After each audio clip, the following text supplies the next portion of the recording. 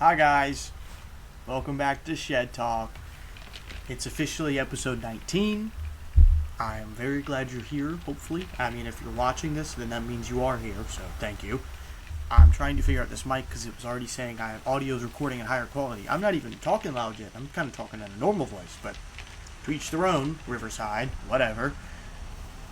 Welcome back. Glad to have you. It's a Thursday night. It's November 20th. It's kind of hot out, actually. It's a little stuffy in here. Not going to lie. It's kind of hot. I was kind of considering turning on the fan, but I don't really want to. Mama didn't raise no inch. That's how we do it, But it's a great night. It's Thursday night. Tomorrow's Friday. Obviously, as the days go, that's how the days go. But tomorrow's Friday. We've got a drink in this cup. It's the Jaguars Cup. This was the 2023 season. Started off fantastic, and we had the biggest choke job ever, unfortunately. Started off 8-3 and didn't make the playoffs. That stinks. But I don't know anything about that. We don't know anything about that. Great season, great cup. We've got a little... I found this last weekend, actually, in the Publix liquor store. It is White Claw brand vodka. So it's just vodka, but it's the White Claw brand. I don't know when they started selling that or making that, to be honest with you. Just their own standalone, bottles of vodka. That's kind of crazy. Handles of vodka. No idea. But look, I drink mixed drinks. So this is some Powerade Zero, some blue Powerade Zero, and some vodka. So here we go. We've got the reserves in here as well. This has got some ice, more vodka, and blue Powerade Zero sugar. Jesus. Yeah, we're in the reserves. I figured, I don't want to have to go back inside after I start recording. I want to the only pauses I want are to just take a break, maybe stretch my back a little bit, get my body moving, and then go take a pee. That's it. That's all I want the breaks to be. Because, we're dedicated to this shit, okay? But glad you guys are here. Today we're going to talk about, I got a couple random Andy thoughts, as always. I didn't do it last night, so we're going to do the NFL standings update. Kind of want to look at the rankings, the playoff picture, all that. We looked at the college football playoff picture. Thankfully, at work today, we all talked about it at work today, and we figured out this entire tiebreaker thing with Georgia, Alabama, Ole Miss, Texas A&M, all that crap. So we figured it out. Texas A&M, win and you're in. In terms of making the SEC championship. So this is not playoff implications, just SEC championship. Texas A&M, win and you're in. Okay, clear as day. If Texas A&M loses, then it gets murky for A&M. So, if Alabama wins, they're almost all but guaranteed to make the SEC championship. I saw a post, actually. I read it late this morning.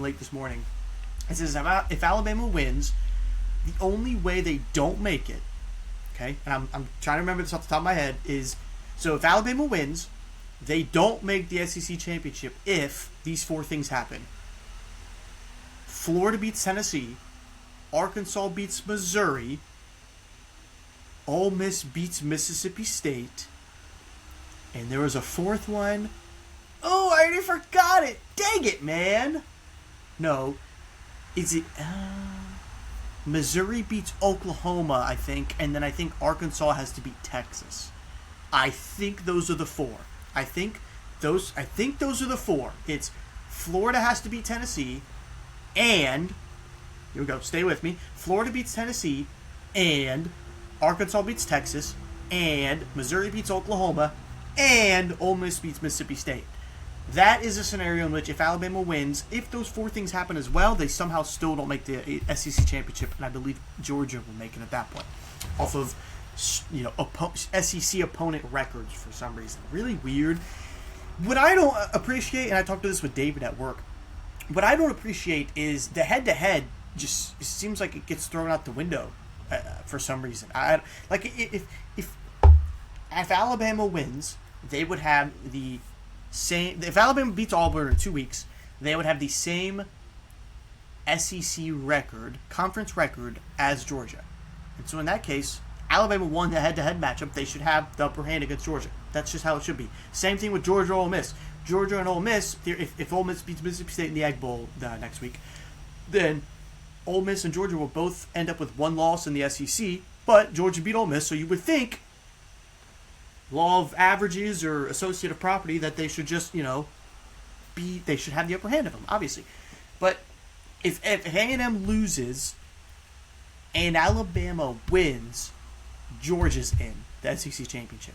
And then for Ole Miss, I think it's like A&M has to lose, Bama has to lose, and then they need some help as well to make the SEC champ. I think actually if both A&M and Bama lose, I think then it becomes Georgia versus Ole Miss, that rematch in that SEC championship. So a lot of chaos scenarios. I'm not a fan of it at all, really. Truthfully, I'm not a fan of it whatsoever, but that's just the reality of college football today, I guess, especially the SEC. But who cares? It's Thursday. We got that out of the way already, but we're going to do NFL. We got a lot of random topics as well. I'm going to try to keep it somewhat brief. I say that, never happens, but genuinely, I'm going to try to keep it somewhat brief because I'm not going to try to go deep dive into the NFL. We'll look at the college schedule as well because obviously that's important. But let's see. Tonight, let's just go to college real quick. Tonight, we have Louisiana, Arkansas State, little MACtion going, little Sun Belt going on, sorry. Tomorrow night, actually, oddly enough, Florida State plays NC State in Raleigh, so that's actually a really good game. NC State, I feel like, has been so Jekyll and Hyde. Just for my knowledge, I feel like they've been so Jekyll and Hyde this season. And let's go deep dive in their schedule real quick. Not really. They've actually just been bad, outside of beating Georgia Tech. So they started the season 3-0. They beat East Carolina, Virginia, which, hey, we've covered this a couple weeks ago, that it was not a conference game. NC State played at Virginia in week 2, and it was not an ACC matchup. It was just strictly two teams just tussling it out. But, whatever. They beat Virginia. Started off 3-0. They beat Wake Forest. Then they lost to Duke, Virginia Tech, beat Campbell, whatever. Got blown out by Notre Dame, got blown out by Pitt. Somehow just upset Georgia Tech 48-36. They scored 48 on Tech. That was such a weird game. Now their defense could stop each other. And then they got blown out by Miami last weekend. But now they have Florida State this weekend, and then North Carolina, and rivalry weekend after that. So, kind of an up and down season for them. Actually, pretty much a down season outside of the one random upset over Georgia Tech. But Florida State at NC State, we'll see who wins that game. FSU's a 6.5 point favorite on the road. I literally have zero clue what to expect. Thank God I don't have to pick it. I don't think I do. But for me, one of the games of the week, if not maybe not the game of the week, but it's pretty up there. The game of the week, Friday night, 10:30 p.m. start time, Eastern Standard Time. Hawaii at UNLV. How about them apples, dude? We're gonna take another one real quick. Fantastic! Wow, that's fantastic. But UNLV, the Dan Mullen-led Rebels of UNLV, they are 8-2 this season. They started out 6-0, then they lost 2 straight. They lost to Boise State 56-31, no defense, and then they lost to New Mexico 40-35. New Mexico's sneaky good, dude. If you guys remember, that was one of my teams early on in the season with some upsets or just in the random crazy parlays I was doing. They made some frequent appearances, but tough losses. They don't have a defense in year one under Mullen. Unfortunately, it's they've given up 31, 21, 23, 38, 48, 56, 40, 26. They play some offensive ball, baby. Always bet the overs in those games, I guess. But that's a hell of a game, man. I mean, Hawaii and UNLV both 4-2 in the Mountain West standings. I'm pulling this up right now.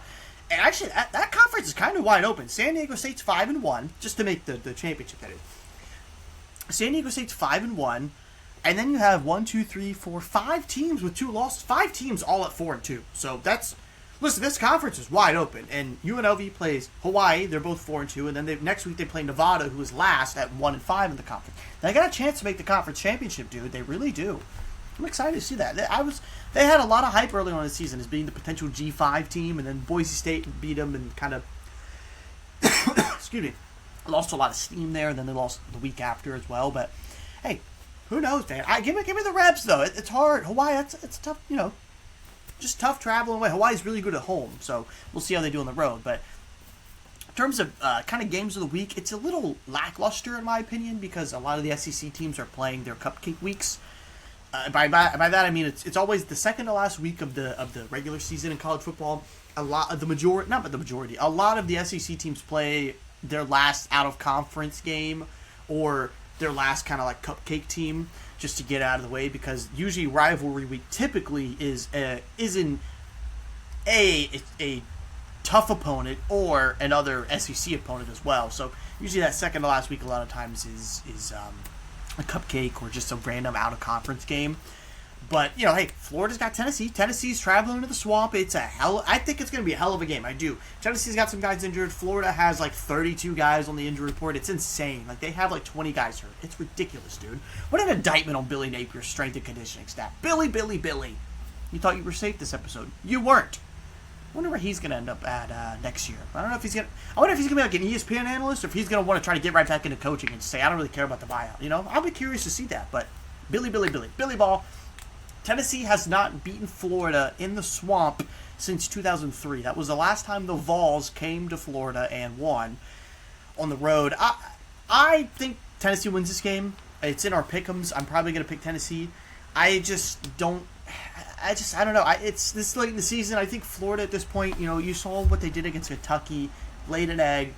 Ole Miss, they came out with their hair on fire because they wanted an upset, and the whole Lane Kiffin drama, which we're going to talk about as well. And, they gave it their all. I feel like this week is kind of just like a whatever.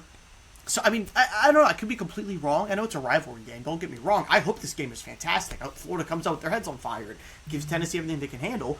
But I have no idea, because I could see a lot of these guys just kind of looking ahead to being like, look, next week is our last game against Florida State. Big rivalry week. We really, Sunshine State showdown. We need that one. Who cares about this one? I care about this one. A lot of the fans care about this one. Mike from work cares about this one. Jake Ratledge, my boy J-Rat, cares about this one. A lot of people do. So, I don't know. I just think Tennessee wins this game. I'm going to leave it at that. Missouri travels to Oklahoma. Oklahoma, as you guys know, I mentioned it last night, upset Alabama on the road last week in Tuscaloosa.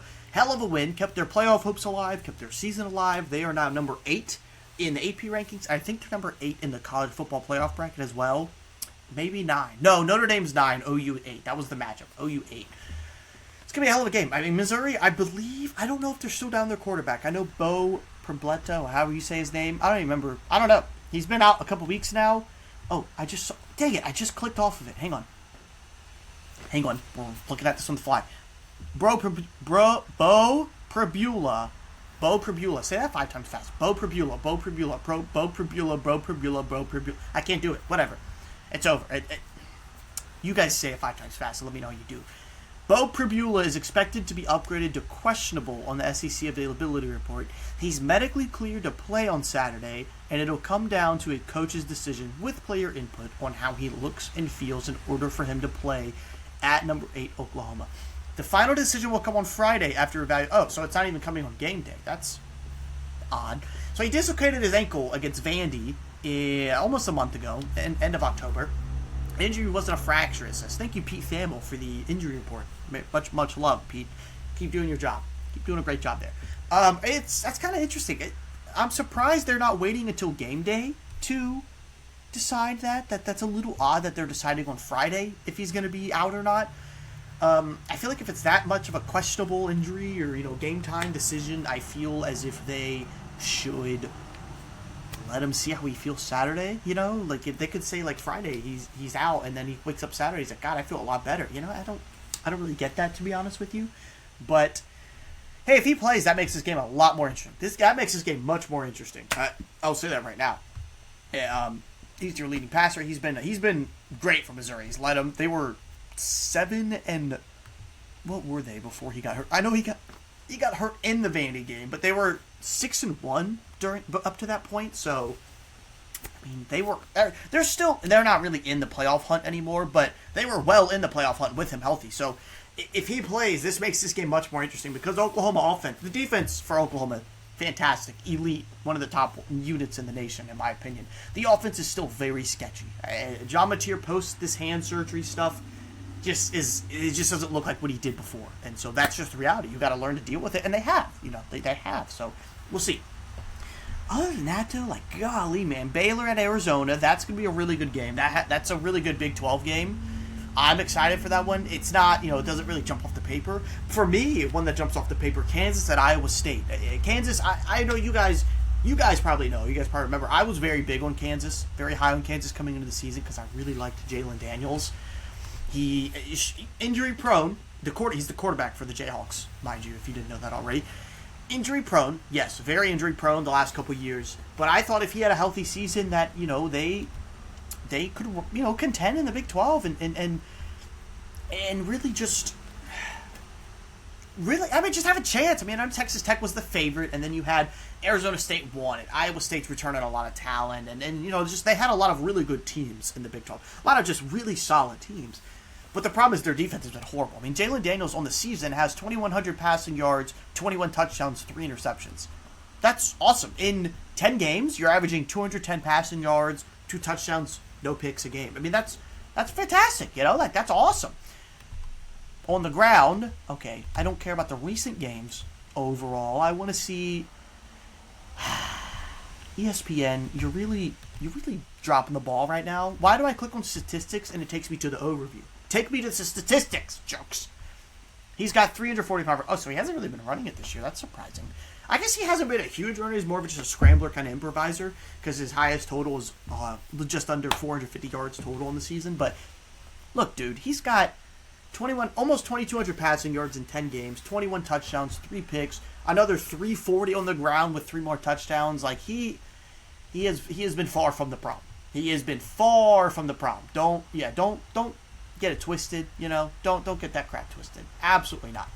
I'm going to try to pull up there. I accidentally clicked on the ESPN logo. Took us right back to the main page like an idiot. But we're going to do this. Kansas in their losses this season. So they're 5-5. They've given up, in their 5 losses, they've given up 42, 37, 42, 42, and 24. That's not good when you're giving up triple 42s in conference play. I'm just going to throw it out there. Not good at all. Not ideal. So, Missouri wasn't a conference game, but it was, a very good test at least. But, look, Kansas disappointing. I don't know, I'm getting off on a tangent here. You guys couldn't care less. I understand. Other games of the week, not many, dude. I kind of already went over. UConn at Florida Atlantic's a good game. UConn's quarterback has put up just ridiculous stats this season. And I think 3 weeks ago, he hadn't even thrown a pick yet. What's his name? What's his name? I had it in my notes. Joe Fagnano. It's Fagnano, so don't think I'm saying anything bad. Joe Fagnano in 11 games has just right under 3,000 yards. He's 29.95. So in 11 games, he has 3,000 yards passing, 25 touchdowns, and 1 pick. That is ridiculously good, dude. Another $150 on the ground, too, by the way. That guy should be in Heisman talk. Just saying, I'm going to throw it out there. He should at least be in the conversation. Because there's no runaway Heisman favorite, especially at the quarterback position. Not at all, dude. No, maybe Fernando Mendoza for Indiana. I think he's got a really strong shot. He should, at least, in my opinion. But that game should be good. A lot of cupcakes. A lot of just... another one. My bad. USC at Oregon. Game of the week, probably. That's probably the game of the week. Should be. Oregon is favored by 10.5 at home. Little surprising. Obviously you get the home buff, so maybe 3 points probably, but still a touchdown favorite against USC. I know we've doubted USC a lot. I took them to win last week, but not cover, I believe. So it's you just don't know what to expect. They've had some really good performances. They beat Michigan. They beat Iowa last week. They've beaten Nebraska. And they've done it in a more defensive slugfest battles, which is not what you're used to with USC football, specifically, namely Lincoln Riley brand of football. You're not used to the defensive slugfest, ground and pound, run the ball, we're going to get ugly up front, we're going to push you around, and we're not going to have to sling it 350 yards, 400 yards a game to win. We're going to beat you running the ball 30, 40 times a game. We're going to do it sometimes if we need to. And they have, so credit to them. So that makes me wonder what USC team is going to show up in Eugene this weekend when they play Oregon. I mean, the same could be said for Oregon. What Oregon team is going to show up? Is it going to be the one that turned the ball over against Indiana a couple of times? Is it going to be the one that had to scratch and claw and have a last 2-minute drill drive to beat Iowa on a walk-off field goal? Who knows? I have no idea. As far as that game goes, I would probably pick Oregon to win as of right now. But 10.5 is a lot for me. I think right now Oregon wins, but I think USC covers. I think USC has a chance to win this game outright. So regardless, I'm taking USC to cover. I think USC has a chance to win the game outright, but give me USC to cover. How about that? I'm just taking that one. There you go, Mike. He's in not Mike from work. My other Mike. The other Mike that just got married in Tennessee a couple weekends ago. He has a Pick'ems league as well, where he just takes who he thinks is going to cover. Not win, but cover.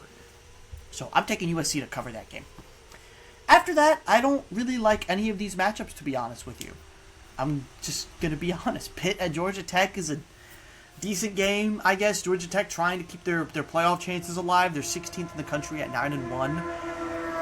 I kind of, forecast a loss like next week to Georgia, so they're going to finish 10-2, and then at that point, you got to win the ACC championship to have a shot at making the playoff, really, truthfully. And Pitt just got blown up by Notre Dame last week, so I don't know what Pitt is going to show up, to be honest. So I have zero clue, honestly.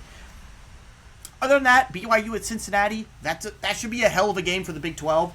Not really going to turn a lot of heads, probably, in terms of, TV ratings and viewership and, just people being hyped for that in general. I'm kind of hyped for that game. That's a really exciting game. Offensive slugfest, I think, honestly. That game could... The over-under for that game is 54.5. A little shocked by that, to be honest with you. I could see that. I could see both teams reaching 30. So I could see this game easily reaching 60. So, in terms of that game, I think... I don't know, BYU kind of got... They got manhandled by Texas Tech a little bit, but... Or 2 weeks ago. 2 weeks ago, that manhandled by Texas Tech. But then they they bounced back and beat TCU 44-13. I think that I would take the over on that game 100%. Give me BYU to win that game, but that's going to be a shootout. I don't really know where to go in that game. I think it's a 2.5 spread, so whoever wins that game, I'm picking the cover, obviously. Whoever I think is going to win, I'm going to pick the cover. But that's our college football talk for now. It's all we need. We're 20 minutes. God, we're already 20 minutes in. I haven't even got to Andy's story time yet, dude. What the heck, man? We're going to come back stronger than ever. Alright, dude, we're 20 minutes in. Enough of this stupid-ass sports talk. We'll probably look at the NFL rankings at some point. Yeah, I keep saying that, and we just keep glossing over it. Don't really care, dude. It's my talk show, and you guys listen. Hopefully. That sounded terrible. That sounded very condescending. Sorry about that, but that's how we are. Next week, exactly 1 week from today, is the second greatest holiday of the year, I think. I'm going to say second greatest. Number 1, Christmas, obviously. Number 2, Thanksgiving, baby. Let's go. Thanksgiving is next week. And I want you guys all to comment. I'll probably try to take a clip of this, but next week's Thanksgiving, next Thursday, obviously. And I had this talk with my buddies at lunch, not yesterday. Actually, I think it was yesterday, maybe. We had a big debate on, we did a little steak draft of Thanksgiving food, sides, dishes, what's your favorite, all that, what's your little lineup. But I want to know, what are your top Thanksgiving food options? And this could be lunch, dinner, dessert, this could be your Thanksgiving dinner, dessert, drinks maybe. What's your go-to usually for Thanksgiving? For me personally, my top 3 are going to be turkey, mac and cheese, and bread rolls. Right there. And you need the gravy. The gravy needs to be all over the turkey, maybe, and then have like a little pool of gravy on the side of the plate so you can dip your roll in. If you got mashed potatoes, which I probably will get some mashed potatoes, dunk them in that, pour the gravy on the potatoes, everything. Like everything's getting gravy. I got some ham as well. And not in my top 3, but I love the ham, obviously. No disrespect to the ham. But the ham's getting the gravy, too. I mean, you get the stuffing. You like stuffing? I like stuffing. Over the last couple of years, I've started to like the stuffing. So put the gravy on the stuffing. It's everything gets the gravy. That is just savory, basically. The mac and cheese doesn't need the gravy. Probably not a horrible addition, to be honest with you. But in my opinion, I don't need it. It's good on its own. I'm not gonna hate it though if I get some gravy on my mac and cheese, on the noodles. It doesn't matter. I don't care. But those are my top Thanksgiving food options. In terms of dessert, I'm not a huge it's not notable, really, in my opinion. A lot of people, will bring some, those frozen pies you get from the freezer section at Walmart or Publix or whatever. The chocolate soap pie, heavenly to die for. A lot of people bring, sweet potato pie, maybe, an apple pie. Oh, baby. Apple pie heated up for, maybe 15 seconds with, a scoop of ice cream thrown in that. Oh, dude, just take me up to the pearly white gates, man. The pearly gates, bro. Just take me up there. I don't even care. You know what I mean? It's just a great day, dude. Eat my heart out. But let me know what you guys think are your top options. I hope you guys know. If you guys haven't been blessed yet, if you guys don't know of this video, look up on YouTube, Patti LaBelle sweet potato pie opening, maybe look up that, Patti LaBelle sweet potato pie. It's probably all you need to look up on YouTube. And it's a video of a lady, I believe a lady, trying to open a Patti LaBelle sweet potato pie. You can buy it from any store, really. And she just, oh my God, Patti LaBelle sweet potato pie. Man, she's singing. She's just, it's the best video ever. It will make you die laughing, dude. I don't care. It really does. But Let me know. Let me know what you think. Thanksgiving, I'm so excited for it, dude. I gotta think of what I need to make or bring. So also, put some suggestions for that because I am not sure yet. I don't know. I'll make like a dip or something, like a little rotel with ground beef hamburger dip kind of thing. I could do that. I could, maybe I don't want to buy anything. Like I kind of want to make something and feel useful, like useful to society. Let's see if you guys can hear this on the playback. Oh, silent. Never mind. But I don't know. And then let me know what you guys think I should make or attempt to make, because I'm no chef by any means at all, or baker. It could be dinner food, dessert, alcohol, like a cocktail thing, whatever. Let me know what you guys think. But I'm so excited for Thanksgiving. Now, speaking of Thanksgiving, we can move on from that because I have fantastic news. Drum roll, please. I think they're recording. I think Riverside might cut that out because of the outside noise, but I don't really care. Christmas music is now playing on 96.1 WEJC. Yes, sir. Oh my God. Nature's healing. The world is becoming a better place just for the time being because it's, holiday season. It's the holiday season. I probably need to, next episode or in the next few episodes, come up with a list of my top 5 Christmas songs, and maybe artists as well. I know a lot of people, for me personally, my favorite artist is probably Michael Bublé. I mean, Mariah Carey you can never go wrong with, but Michael Bublé is up there for me. Absolutely. It's undefeated. He really is undefeated. He's bangers all on that Christmas album. But tapping into the reserves, by the way, we're in the Buc-ee's Cup now. So if we start slurring a little bit, if we start getting off the rails, just know the Buc-ee's Beaver is guiding me. It's fine. Yeah, Michael Bublé, one of the best Christmas artists of all time. Mariah Carey is obviously a given. It's just, yeah. But what are my top 3 to 5 Christmas songs personally? I don't know, actually. I don't know off the top of my head what I would go with, actually. I'll have to do some research on that and get back to you guys. But I want to let you guys know Christmas music is playing on 96.1 WEJC. And then also I had a question. How early is too early for Christmas decorating? Trick question. That's why I gave you a couple seconds to think of your answer, because it's a trick question. It's never too early. Okay. Maybe there is a too early. But right now, look, I'm recording this on November 20th, 2025 at 8:04 p.m. Christmas decorations should absolutely be up.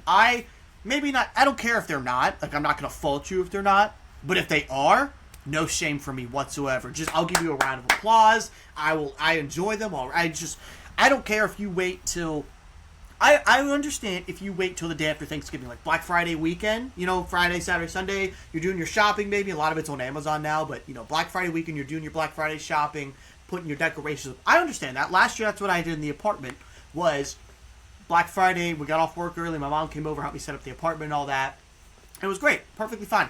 Me, personally, I would like it earlier. I am actually slacking. My cousin and I, we're slacking on the house. We keep talking about it, and we just don't. I got this big tote in the garage. I've been buying like 1 or 2 things from Walmart here and there over the last couple months. I went to Hobby Lobby the other night after work, and I bought a bunch of shit.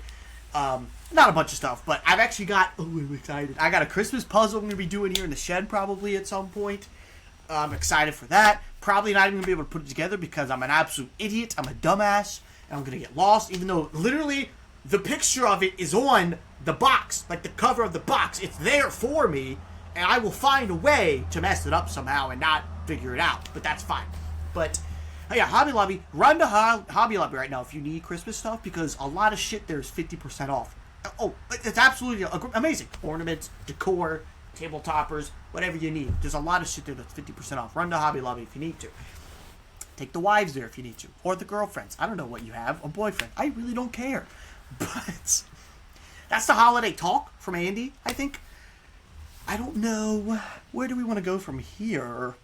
Oh, I do. I know where I want to go. I got a little beef with security or police security. I don't know what this was. I believe it was a security car because it was a freaking... God, what was the car, dude? It was honestly, it kind of looked like a Nissan Venza. Yeah, is it a Nissan Venza? No. It's not it's a Toyota Venza. Toyota Venza. It looked like a white Toyota. I was driving home last night. I left work late. Had to go to the Avenues Mall. pick up an online order. I got a little new sweatshirt or something. No one cares. No one cares. But I was driving home late, already dark outside, obviously. It was about 7 o'clock. And driving past this liquor store near my house. It's on the road near my house. And it's a Shores Liquor.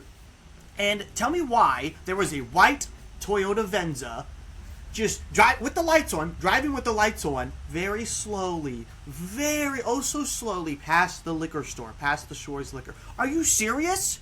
We're spawn trapping now? We're spawn trapping people at the liquor store? Are you kidding me? That's not even fair, dude. That's not even fair. You're not even giving people the chance to get home. Like, you just assume they're going to come out of the liquor store drinking already? That's ridiculous, dude. Because they're going to follow you. Or at least keep a distance and be like, where's this guy going, That's crazy, dude. I got beef with that. That's a terrible look, dude. Terrible look for the Paul Blart liquor store mall cop. Whatever you want to call him. The shopping center, that specific shopping plaza security guy. So he was like the Paul Blart of that shopping plaza. Screw you, man. Do better. Do better, Argyle Forest, Paul Blart. Yeah, do better, dude. That's ridiculous. Man, that is tasting better and better, which is not a good thing.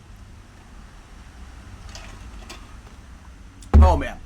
I noticed actually last night when I was walking out here, and obviously it's dark outside, so you can't notice that well, but the leaves have just decided to just dump on the backyard.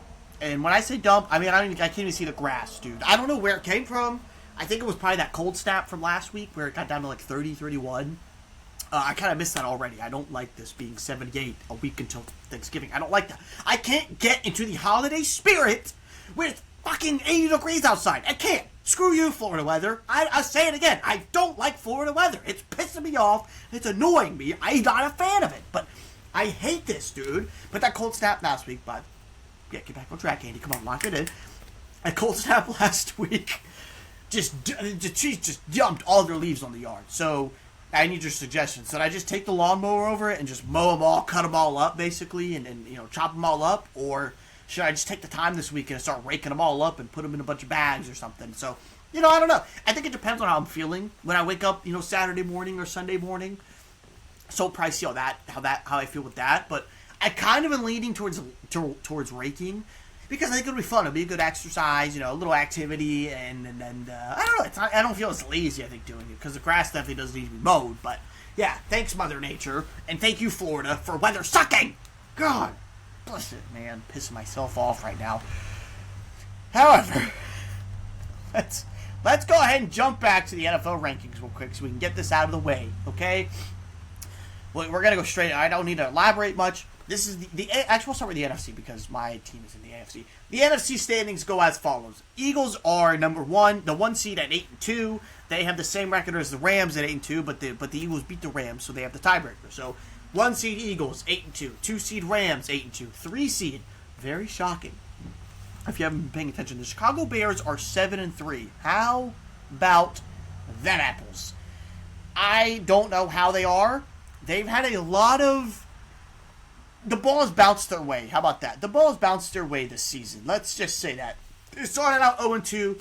Tough loss to the Vikings on Monday Night Football. Then you got blown out by the Lions. Then you blew out the Cowboys. Barely beat the Raiders.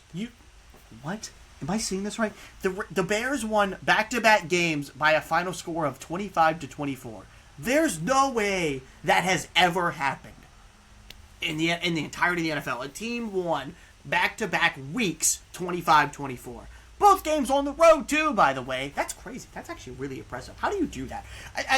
Look, let's temper expectations here. It was against the Raiders and the Commanders. Both teams have been massive failures this season.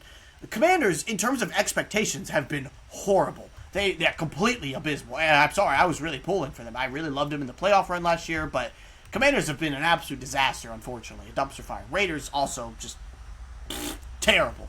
But look, you beat those two teams. You beat the Saints, not a good team. You lost to the Ravens. You beat the Bengals without Joe Burrow in a thriller, 47-42. You beat the Giants without Jackson Dart, I believe, where he got hurt during the game. And then you beat the Vikings 19-7. The ball has bounced the Bears' way. They've forced a lot of picks, a lot of turnovers, but I don't know. We'll see how sustainable it is. I mean, look, they're 7-3. They're the 3 seed. The 4 seed, the Tampa Bay Buccaneers. How about them apples? 6-4 despite all their injuries. And I love how I said I wasn't going to dive into it this much, and I go on a tangent on the the goddamn Chicago Bears as the 3 seed. Andy, you have to start holding yourself accountable, dude. God. Take a sip. Yeah, like this is a punishment, all right. Wow. I know how to make a mixed drink. Dangerous. But let me start with the wild cards here. The 5 seed, the 5th seed, first wild card, Seahawks at 7-3. The 6 seed, the Packers at 6-3-1. And the 7 seed, the San Francisco 49ers at 7-4. How about that? That is absolutely insane. We are entering. So tonight's Thursday night game is. Oh, don't tell me. Hang on, I know this. I know this one. Oh, come on. Oh, Bills at Texans. How about them? How about them apples, man? Let's go, Andy. Let's pat on the back. Nice job. But how about that? We're entering week 12 of the NFL season, and the Detroit Lions are currently on the outside looking in terms of the playoff picture. That is insane to me. Half a game behind them is the Carolina Panthers at 6-5. That is as far as I'm going. Panthers are not the 9th seed at 6-5. That's as far as I'm going because everyone else has a losing record. I don't care about you. I don't. Yeah, we don't need you. But that's the NFC. Eagles 1 seed, Rams 2 seed, Bears 3 seed, Bucks 4 seed. Those are your 4 division leaders right now. Wild card, Seahawks 5th seed, Packers 6th seed, 49ers 7th seed, Detroit right on the outside looking in, half a game behind the 49ers. AFC, how about this, dude? That's crazy. AFC has 3 teams with 2 losses. Damn, that's crazy, man. Broncos and Patriots both at 9-2, and as of right now, the Broncos have the 1 seed because it says they win the tiebreaker over New England based on best win percentage in conference games. Oh, okay. So the Broncos are 6-2 in the conference. The Patriots are 5-2 in the conference. So that'll even out. I mean, they'll play the same amount of conference games. So we'll see. That'll work itself out basically. But don't sleep with the Colts though. I mean, the Colts are right behind them. The Colts just had their bye week. Yes, Colts had their bye week last week, and they are 8-2. But the Colts are 6-1 in the conference. So let's say the Colts win this weekend to move to 7-1. Look, they're the only team with 1 loss in their conference in the AFC. I mean, I'm just saying. Let's just look. You don't sleep on the Colts, man. All these 3 teams have 2 losses, but those are your top 3 seeds: Broncos, Patriots, Colts. The 4th seed is the Steelers, leading their division, the AFC North, at 6-4. Unfortunately, the Ravens are right on their ass at 5-5, and they're pretty hot right now. I think they're on a 3-game win streak, I believe, if I had to guess. If I had to say off the top of my head, I think they're on a 3-game win streak. I got Lamar back. They're feeling themselves again. Steelers might be without Rodgers this weekend, so could be a little scary. Although I believe they have a manageable game. I'm pretty sure. Yeah, the Steelers play the Bears this weekend. That's a tough opponent. In Chicago, that's a tough opponent, so we'll see. But those are your top 4 seeds, the division leaders: the Broncos, the Patriots, the Colts, and the Steelers. Now comes the wild card. The Bills are the 5th seed at 7-3. The Chargers are the 6th seed at 7-4, and the Jags are the 7th seed at 6-4. So Jags 1 game less than the Chargers, and same with the Bills, also 1 game less than the Chargers. But Jags now own the tiebreaker over the Chargers because they beat them last week. They put a shellacking on them, but Jags on that tiebreaker. If the Jags win this week, I believe the Chargers are on a bye this week. If I had to guess, let's see. Yes, they're on a bye this week. So if the Jags win this week, they will actually jump to the 6th seed, and the Chargers will move to the 7th seed. Right on the outside looking in, or really just all 3 of these teams, right on the outside looking in, 1 game back, essentially. Texans are 5-5. Chiefs are 5-5. Ravens are 5-5. So you have those 3 teams at 5-5. Everyone below them, below 500, don't care about you. Not talking about you. Let's think about these tiebreakers right now. Texans have the tiebreaker over Kansas City based on best win percentage in conference games. Texans are 4-2 in the AFC. Chiefs are 2-4 in the AFC. They win the tiebreaker over Baltimore as well over head-to-head wins. So the Texans beat Baltimore. Look, Baltimore was down Lamar, so I don't really care. It is what it is. And the Chiefs also have the tiebreaker over Baltimore because they beat the Ravens as well. Lamar got hurt that game, but they were already losing. So very interesting to see how this plays out. The Jags and I don't know how this is going to work right now. I believe if the Jags and Texans tie, as of right now, the Texans would have the tiebreaker because they have the better record than the Jags in divisional games. But the Texans are 3-1 in the AFC South, and the Jags are 1-1. They just haven't. The Jags have only played the Texans. So we'll see. The Texans swept the Titans. The Jags for all intents and purposes, have to sweep the Titans, basically. And at that point, you hope you split with the Colts, and the Colts somehow sweep the Titans. I don't know how that works, actually. I really don't know how that would work if the Jags and Texans both split their 2 games with each other, same conference record and same divisional record. I don't know how that would work, to be honest with you. I think it goes maybe strength of record, strength of win, strength of victory, maybe. I'm not sure, but we'll see. That's your NFL playoffs talk. As much as you're going to get out of me, the Jags play the Cardinals this weekend. It's a must-win. I know the Jags are banged up. The Cardinals are just as banged up, dude. They're down their top 3 running backs. Kyler's out, even though Jacoby Brissett has been playing exceptionally well. Like, surprisingly, he's been playing very well. They're down their starting linebacker.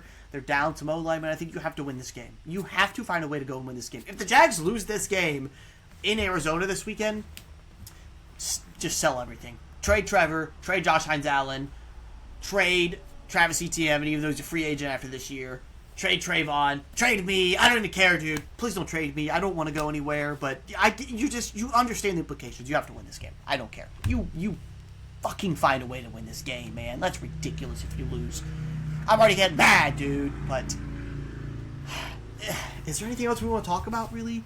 The Lane Kiffin thing, this whole situation, I don't even want to talk about it. It's not even worth my breath because no one knows what's going to happen. It's not worth it.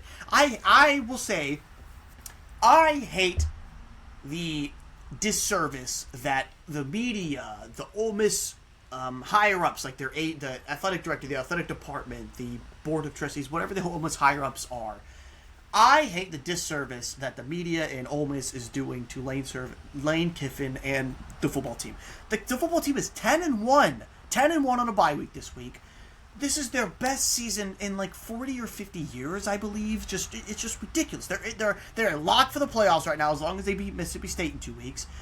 They're going to make the playoffs, and all the headlines are, and it's like after every game the last 3 weeks, it's some Ole Miss media member being like, so are you leaving or are you staying? Or what are the benefits of Florida over Ole Miss or vice versa? Dude, live in the moment, man. You know what I mean? Like, live in the freaking moment.